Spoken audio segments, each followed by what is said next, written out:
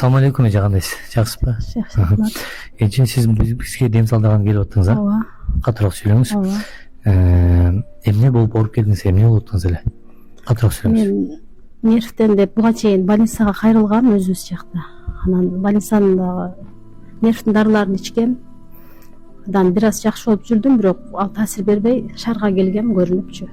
Шаардан көрүндүм, анализдерим жакшы чыкты. Анан дагы деле кармай берди, болуп ыйлачумун, эч нерсе жакпачу, жүрөгүм сыгылып. Анан сизге алып келишти балдарым. Азыр акыбыңыз кандай?